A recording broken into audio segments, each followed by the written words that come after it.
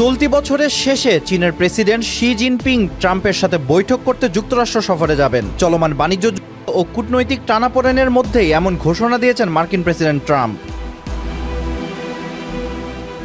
NBC নিউজকে দেওয়া এক সাক্ষাৎকারে ট্রাম্প বলেন, হ্যাঁ, তিনি বছরের শেষ নাগাদ হোয়াইট হাউসে আসছেন। বিশ্বের সবচেয়ে শক্তিশালী দুটি দেশের সম্পর্ক বর্তমানে অত্যন্ত চমৎকার বলেও দাবি করেন তিনি। চলতি বছরের এপ্রিলে চীন সফরে যাওয়ার কথা রয়েছে ট্রাম্পের। ধারণা করা হচ্ছে সেই সফরের কয়েক মাস পরেই শি জিনপিং ফিরতি সফরে যুক্তরাষ্ট্রে যাবেন।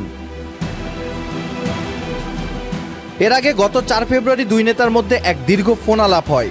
আলোচনায় বাণিজ্য সংঘাত ছাড়াও তাইওয়ান ইস্যু, রাশিয়া ইউক্রেন এবং ইরান পরিস্থিতি নিয়ে বিস্তারিত কথা হয়। ফোন আলাপ প্রসঙ্গে ট্রাম্প বলেন, আমাদের মধ্যে চমৎকার আলোচনা হয়েছে। আমরা দুজনেই বুঝি এই সুসম্পর্ক বজায় রাখা কতটা জরুরি।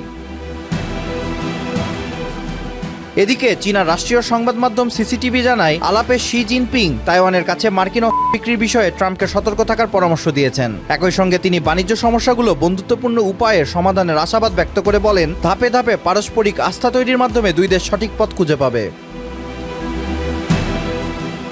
দ্বিতীয় মেয়াদে ক্ষমতায় আসার পর থেকেই ট্রাম্প চীনা পণ্যের ওপর ব্যাপক শুল্ক আরোপ করে আসছেন।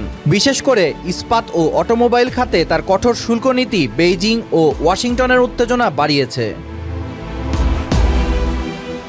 এদিকে পরমাণু নিয়ন্ত্রণ নিয়ে রাশিয়া ও চীনের সঙ্গে ত্রিপক্ষীয় আলোচনার আহ্বান জানিয়েছে যুক্তরাষ্ট্র। তবে বেইজিং আপাতত এই নিরস্ত্রীকরণ আলোচনায় যোগ দিতে অস্বীকৃতি জানিয়েছে।